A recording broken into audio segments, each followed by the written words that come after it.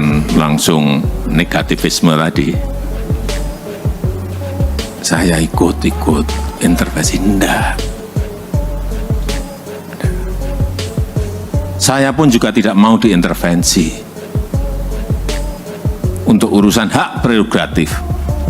Jadi sama, saya juga tidak ingin ikut-ikutan, enggak.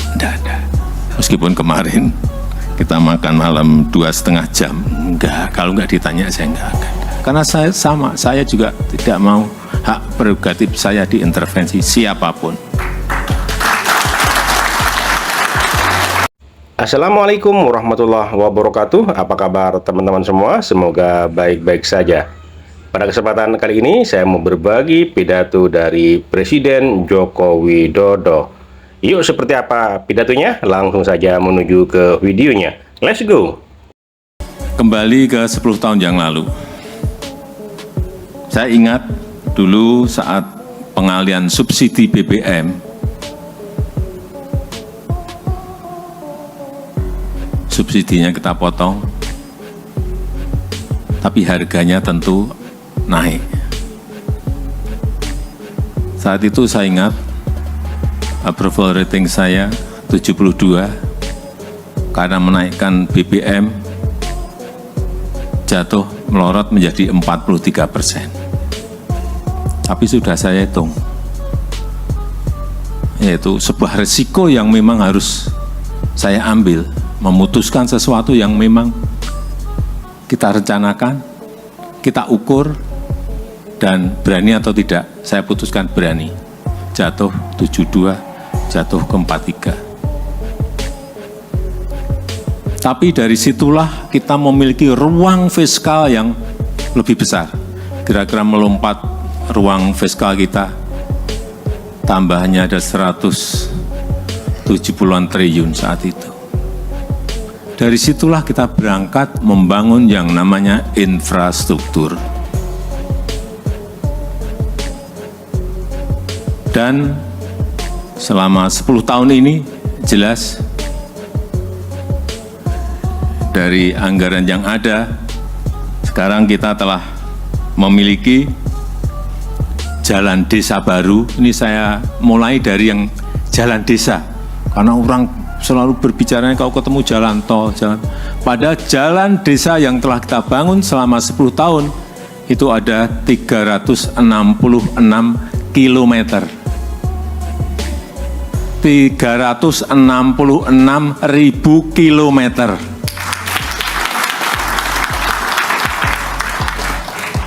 Banyak yang bertanya pada saya, nggak percaya, masa Pak segitu panjangnya?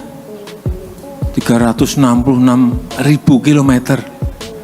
Coba kita lihat, jumlah desa di Indonesia itu ada 74.800 desa. Kalau yang dibangun 366.000, artinya satu desa itu hanya 5 kilo, 4 kilo, 5 kilo. Logis enggak? Justru kurang kalau menurut saya. Harusnya tidak segitu, harusnya bisa 2 kali atau 3 kali dari yang ada sekarang.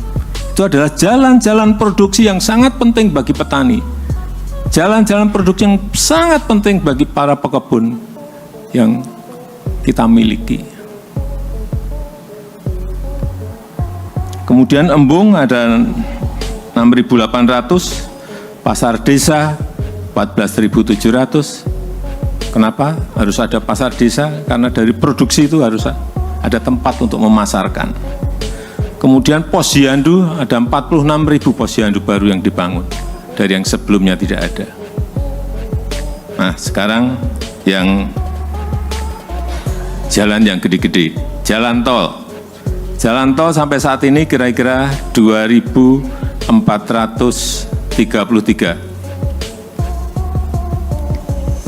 kilometer. Di mana kalau kita ingat,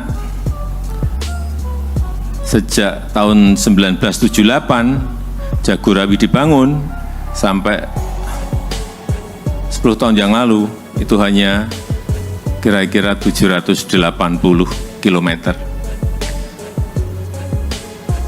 Selama 40 tahun lebih hanya 780 km. Di China sekarang memiliki jalan tol 48.000. Jadi jauh banget masih. Bandara dibangun 26 bandara baru, airport baru. Pelabuhan seaport 25 baru. Yang perbaikan ada 164. Kereta cepat juga sudah dibangun dari Jakarta ke Bandung. Hanya 148 km. Itu pun ramenya bertahun-tahun. Di China sekarang sudah memiliki kurang lebih 28.000 km kereta cepat. Kita 148 km. Artinya stok infrastruktur kita masih jauh tertinggal dari negara yang tadi saya sebut.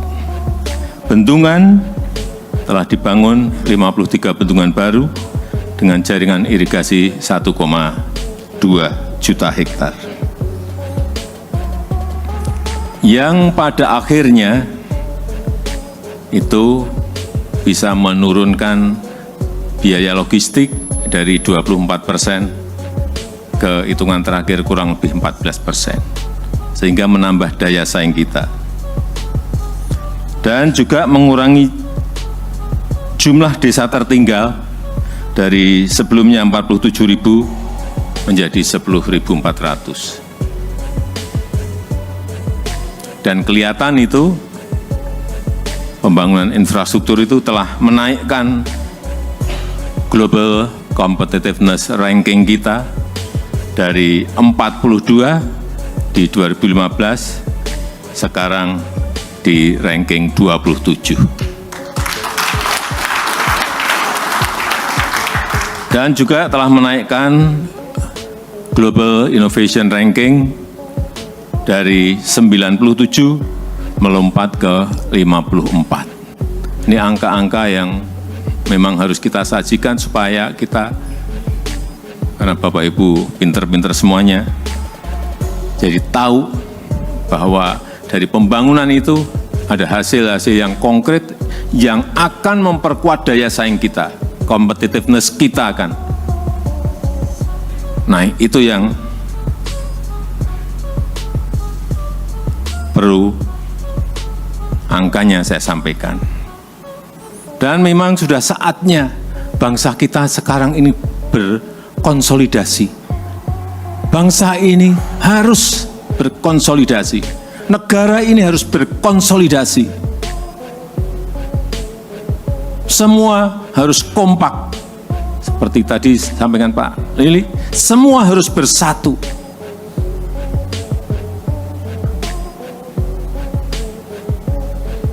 Karena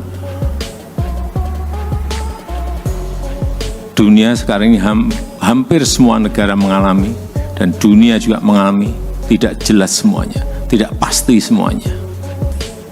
Growth diperkirakan mungkin tahun depan di angka 2,7, 2,8. Dan kita patut bersyukur rata-rata berada di atas 5% pertumbuhan ekonomi kita. Ini hal-hal seperti inilah yang patut kita syukuri. Kita sering lupa bersyukur, dan kita sering tidak membandingkan negara lain seperti apa dan negara kita seperti apa. Dan sekarang ini yang harus memang terus dipompakan adalah pemikiran-pemikiran positif, pemikiran-pemikiran yang optimis. Tapi sayangnya sekarang ini yang laku yang pesimis-pesimis, yang pesimisme, yang negativisme itu yang laku. Kalau Bapak pidato di depan atau menyampaikan presentasi, kalau mau tepuk tangannya banyak, sampaikan yang hal-hal yang pesimis. Pasti tepuk tangannya keras banget. atau sampaikan yang negatif-negatif, pasti tepuk tangannya juga keras sekali. Tapi begitu menyampaikan hal-hal yang optimis, menyampaikan angka-angka yang positif, justru Bapak akan banyak, wah ini nggak jadi.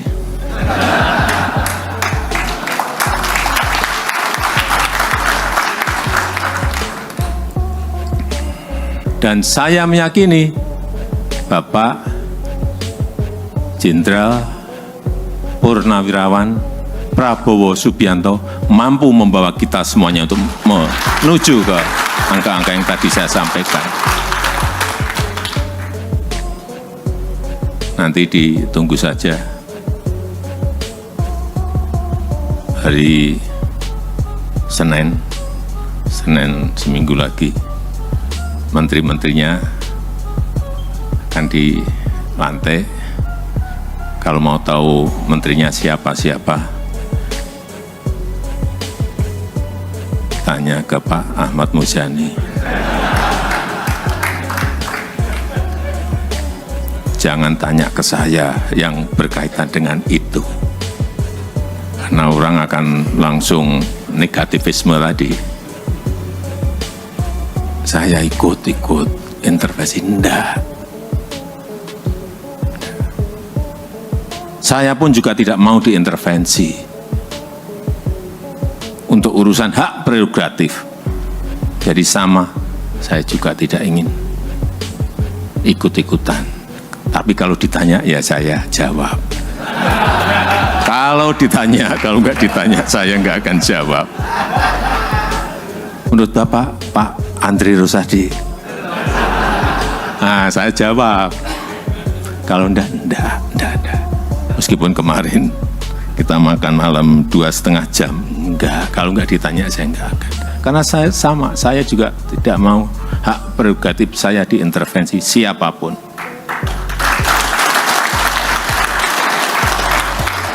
Itu hak yang diberikan pada rakyat, kemudian di dalam pemilu di transfer ke saya. Sudah sering saya sampaikan, untuk menggapai angka-angka yang tadi saya sampaikan, salah satunya hilirisasi ini harus total kita kerjakan. Hilirisasi ini harus total kita kerjakan. Hilirisasi ini harus total kita kerjakan. Jangan biarkan bahan mentah itu kita kirim lagi ke luar negeri, kita ekspor luar negeri. Siapapun, nggak ada masalah. BUMN mau mengerjakan silahkan, swasta mau kerjakan silahkan, asing mau kerjakan silahkan, join berpartner silahkan. Tapi di dalam negeri.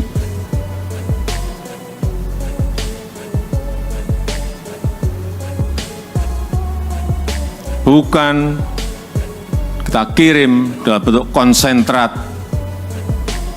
keluar. Kesempatan kerja kita nggak dapat, nilai tambah kita juga nggak dapat. Maaf, Pak Tony Wenas, Freeport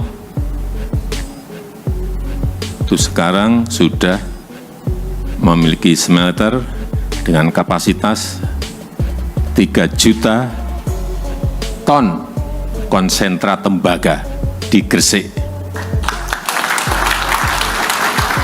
Betul, Pak. Pertanyaan saya, selama 50 tahun lebih konsentrat itu dibawa kemana? Tapi bukan Pak Tony. 3 juta ton konsentrat tembaga yang di dalamnya juga ada emasnya. Perkiraan saya, nggak tahu, mungkin saya, karena saya sering ke bawah, kira-kira berapa sih emas yang terangkut? Kira-kira 40 sampai 50 ton per tahun. Jangan tepuk tangan. Kalikan saja 50 kali 50. 50 ton kali 50. Rupiahkan saja ibu-ibu 1 gram berapa itu 2.500 ton. Karena nggak ada smelter, kita nggak bisa tahu. Tapi sekarang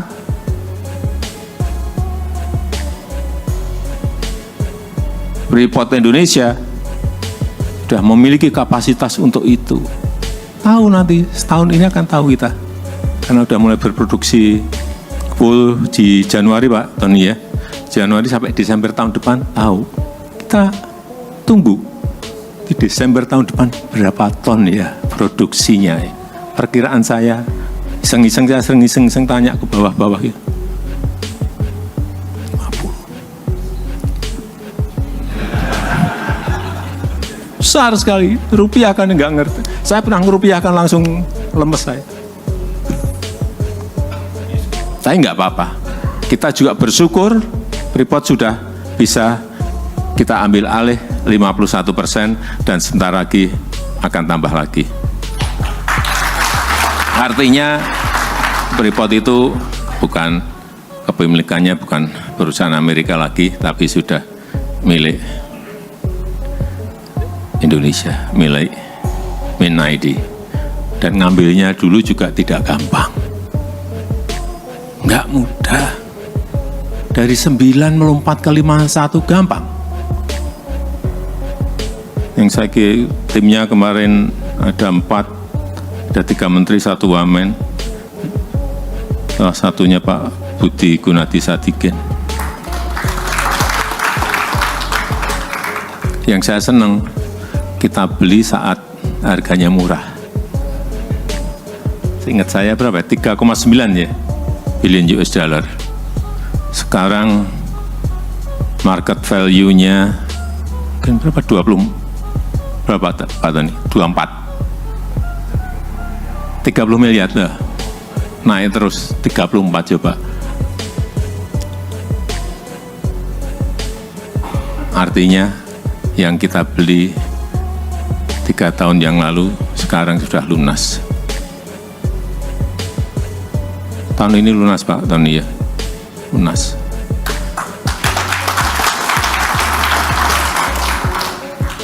Dan belinya nggak pakai duit kita. Itu yang pinter banget kita itu sebetulnya. Tapi kenapa nggak dilakukan 50 tahun yang lalu? Terima kasih buat teman-teman yang sudah nonton video ini dari awal sampai akhir. Yang mana Jokowi berpidato di IKN ya, membahas tentang masalah tudingan dari orang-orang yang tidak suka itu tentang soal cawe-cawe ya. Jadi Jokowi tegas mengatakan saya tidak ikut cawe-cawe karena itu hak prerogatif, dan saya pun juga tidak mau di hak prerogatif saya itu ada yang ikut campur gitu ya teman-teman. Jadi Jokowi tegas dalam pemilihan untuk kabinet Prabowo Gibran ini, Jokowi tegas tidak cawe-cawe. Dia menjelaskan karena itu adalah hak prerogatif ya, dan hak prerogatifnya Jokowi pun juga tidak mau ada yang ikut campur katanya ya. Saya tidak mau diintervensi katanya. Jadi seperti itu ya teman-teman. Oke, terima kasih buat teman-teman semua. Semoga video ini bermanfaat dan sampai jumpa di video selanjutnya. Wassalamualaikum warahmatullahi wabarakatuh.